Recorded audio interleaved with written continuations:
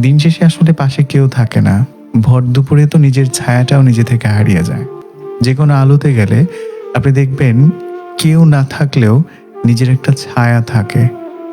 সূর্য যখন ঠিক মাথার উপর, যেটাকে আমরা ভর দুপুর কিংবা মধ্য দুপুর বলি, সেই দুপুর বেলাটাই কিন্তু নিজের ছায়াটাও থাকে না। কখনো কখনো জীবনে আমাদের সেই ছায়াহীন মধ্য দুপুরের মতো সময় পার করতে হয়। চারপাশে এত মানুষজন, কোলাহল, মুখ, অথচ নিজের জন্য ছায়া হয়ে পাশে থাকার মতো একটা মানুষ থাকে না। অপেক্ষার নামই ভালোবাসা। তোমাকে বলিনি কখনো, তবু প্রতিদিন বলেছি মনে হয়। শুধু তোমার নাম, শুধু তোমার কথা, শুধুই তোমার ছায়া ধরে বেঁধেছি প্রহর। তুমি জানো না, জানতেও চাও না হয়তো, কত রাত আমার নিঃশব্দে কেটে যায় তোমার একটি কেমন আছো শোনার আশায়। আমি তোমার ছবি না, আমি তোমার ছবি আঁকি না কাগজে, আঁকি চোখে। তোমার হাঁটার ছন্দ, কথা বলার ঢং সবই মুখস্থ হয়ে গেছে অনুভবে। তুমি যখন হাসো অন্য কারো সাথে, আমার বুকটা একটু কেঁপে ওঠে।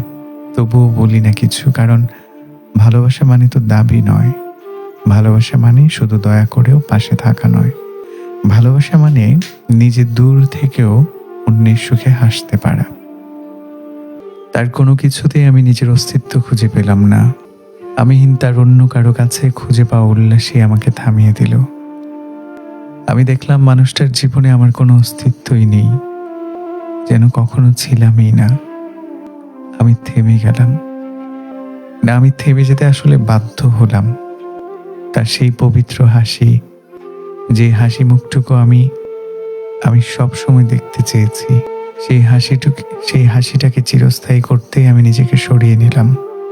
আমি থেমে গেলাম তার অনন্ত সুখের জন্য। যোগাযোগহীনতার অজুহাত কখনো ব্যস্ততা হতে পারে না। যোগাযোগহীনতা মূলত অনাগ্রহের বীজ থেকে অঙ্কুরোদ্গম হওয়া এক সতেজ চারা গাছ। পৃথিবীর সবচেয়ে ব্যস্ততম মানুষটিও চাইলে তার কাছের মানুষের সাথে যোগাযোগ অক্ষুণ্ণ রাখতে পারে। অনিচ্ছা ও অনাগ্রহ থাকলে পৃথিবীর সমস্ত অবসর নিয়েও কেউ তোমার খোঁজ নেবে না।